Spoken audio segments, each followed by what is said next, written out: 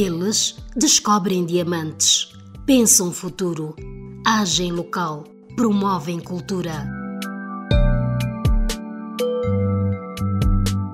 A Azawila, Associação de Autores Huilanos, realiza o seu primeiro encontro de autores no dia 21 de setembro de 2024 no Casper Lodge, na cidade do Lubango, província da Huila.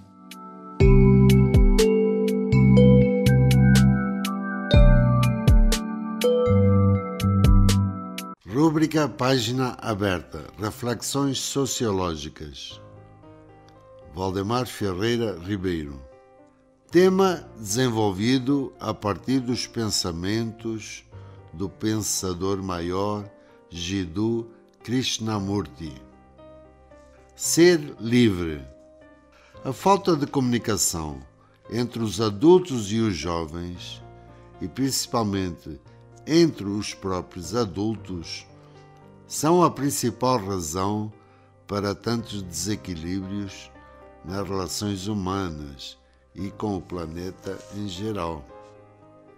As gerações mais velhas são as mais responsáveis pelos problemas graves que as sociedades humanas criaram, pois são elas que decidem, ordenam, impõem e forçam os mais novos a repetirem o que lhes ordenam, sem permitirem questionar se há ou não uma lógica inteligente universal. Compete aos mais novos questionarem os desequilíbrios sociais e ecológicos gerados pelos mais velhos, ajudando a criar relações humanas mais equilibradas. Os mais velhos, nas sociedades urbanas dos primeiros mundos, nos segundos e terceiros mundos, tanto no Ocidente como no Oriente e em África, vivem atormentados pelo medo. Medo da morte, medo de perder o emprego, medo da opinião pública, medo da tradição, ou seja, os mais velhos vivem permanentemente sob o domínio do temor e quase tudo os assusta. Razões estas porque os seus deuses se encontram quase todos no campo do medo, do castigo. O raciocínio dedutivo, lógico e simples é a base fundamental para o desenvolvimento de uma inteligência integral e não pode existir quando o medo subjuga. Através das propagandas, das lavagens cerebrais, das influências, das ameaças, etc., imprime-se na delicada estrutura cerebral dos jovens o medo, e desse modo o cérebro não é capaz de manter sua originalidade e de pensar de maneira simples e objetiva, pois o cérebro torna-se formatado. A máquina, o computador, adquire conhecimentos quando é alimentado com informações indutivamente, guarda-as na memória e depois responde adquirindo mais informação, guardando-a, e assim funciona em sua lógica mecanicista, sem medos. Os soldados no mundo inteiro, que são seres humanos e vieram a este mundo para brilharem, são treinados diariamente para receberem ordens sobre o que fazer para marcharem bem alinhados, obedecerem mecanicamente sem pensar. Mas o que isso produz no ser humano? É triste olhar muitas crianças vivendo em regimes políticos ditatoriais, como os Talibã no Afeganistão e em tantos outros países, com diferentes sistemas radicais, políticos e religiosos. Essas crianças são obrigadas, desde a tenra idade, a repetirem, decorando até à exaustão física e mental, em voz alta, para si mesmos, durante anos e anos seguidos, até à puberdade, os dogmas ditados por livros ditos sagrados. Que tipo de ser humano mental nasce após tanta lavagem cerebral? Com lavagens cerebrais de apenas alguns meses, a maioria dos adultos perdem completamente o controle de sua personalidade, quanto mais uma criança que está a formar sua personalidade. Muitos adultos, olhando apenas seus interesses imediatos, costumam amordaçar, aprisionar as crianças com todos os tipos de lavagens cerebrais, moldando estas à imagem e semelhança do que lhes interessa, e estas crianças muitas vezes tornam-se depois adultos bem semelhantes em seus próprios comportamentos radicais e extremados. Quando estas crianças crescem, podem elas aprofundar mentalmente sua vida? Torna-se verdade no filho aquilo que no pai era mentira. Friedrich Nietzsche. Se estas crianças não desenvolverem uma mente dedutiva, certamente sua vida será bastante parametrizada, dogmatizada e mecanizada, e não terão um viver profundo e profícuo, um viver não infeliz. Como funciona a estrutura mental das pessoas pertencentes a grupos radicais? Quando alguém vive em função do que lhe dizem para fazer, para pensar, a quem obedecer, a quem seguir, o que acontece? A mente torna-se apática, perde a iniciativa, perde a vivacidade, pois a imposição exterior da disciplina mecanizada embrutece a mente. Quando se grita ou se tagarela o tempo inteiro, quando o ser humano não para de se agitar física e mentalmente, ele não consegue ouvir, pois escutar exige um estado de quietude, um estado de atenção, um estado de silêncio interior.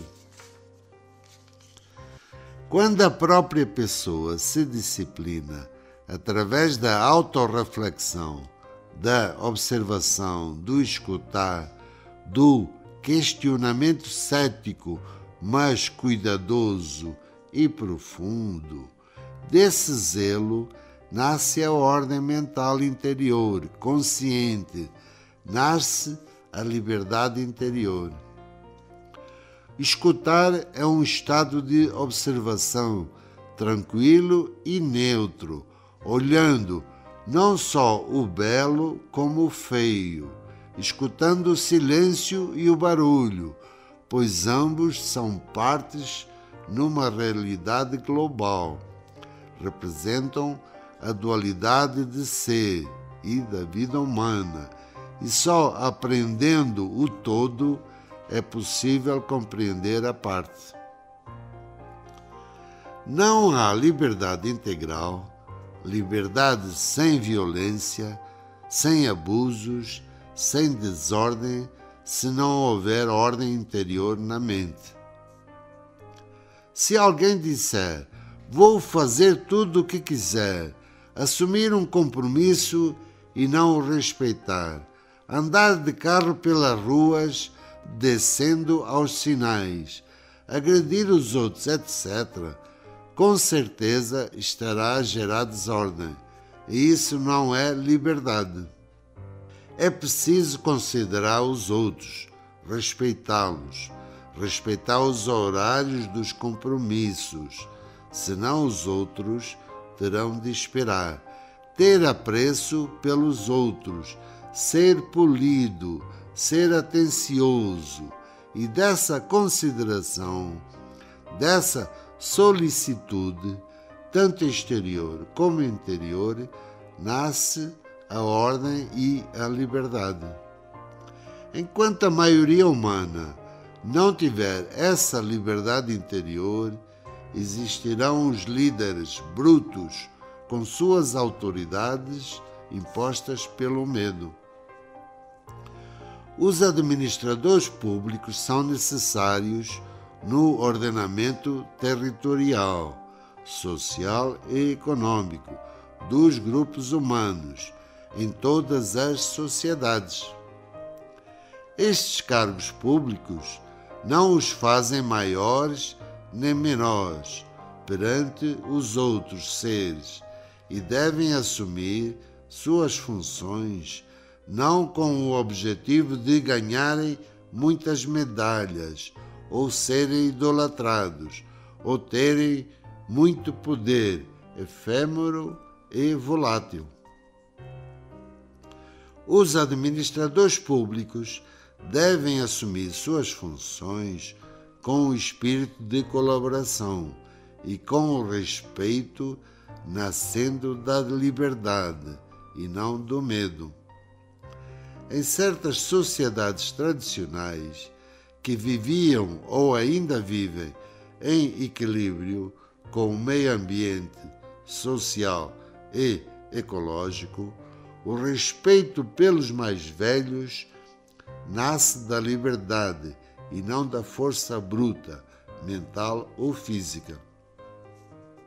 Mente tranquila não é mente condicionada, não é mente disciplinada através da autoridade exterior ou exercitada em estar tranquila, pois a quietude só nasce quando a mente compreende seus próprios movimentos, que são os movimentos do eu.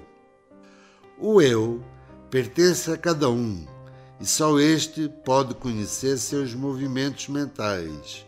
Só ele pode transformar o seu eu, deduzindo seus próprios valores de juízo e construindo sua liberdade interior. Ser livre mentalmente exige muito mais raciocínio lógico, simples e objetivo do que todas as matemáticas e ciências do mundo humano. Compreender o ódio, o ciúme, a brutalidade, a crueldade, a ganância, o egoísmo, compreender a necessidade de poder exterior, compreender a beleza, o equilíbrio, a alegria, a harmonia, o respeito, a união, etc., é uma das realizações mais difíceis e arrojadas que desafiam os seres humanos.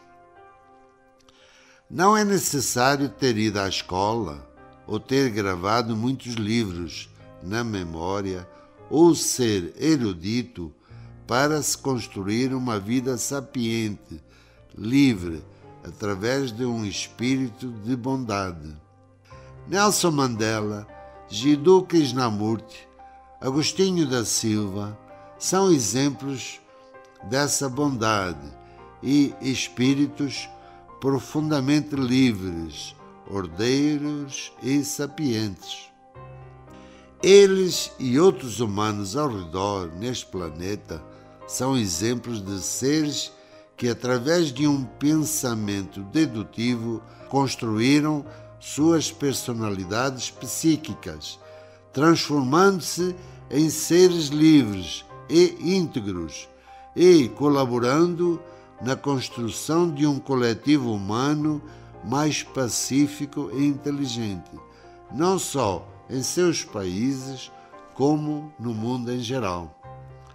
À medida que cada um vai sendo mais livre, as guerras e as organizações de poder bruto deixarão de existir, pois simplesmente implodirão, surgindo organizações cujo fundamento é o espírito de colaboração, e isso já acontece. Este processo de transformações sociais em direção à liberdade interior é lento no conjunto humano, pois exige muita energia mental. O simples desejo do querer não cria a liberdade, e esta não é fazer tudo o que se quer, pois o ser humano não pode viver isoladamente. Disciplina interior não significa conformidade, imitação, submissão, mas sim descobrir em si o que é ser ordeiro, pontual, generoso, intimorato, equilibrado, atento. E este é o caminho para a liberdade, onde cada um é mestre de si mesmo, onde cada um busca a sua própria luz, aonde o mais importante é gostar de aprender dia a dia, sabendo que nisso levará a vida inteira, num aprender permanentemente impermanente.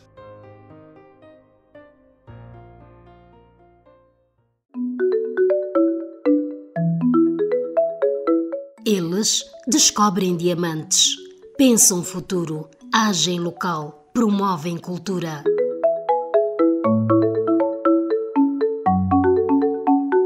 A Azawila, a Associação de Autores Wilanos, realiza o seu primeiro encontro de autores no dia 21 de setembro de 2024 no Casper Lodge, cidade de Lubango, província da Huila.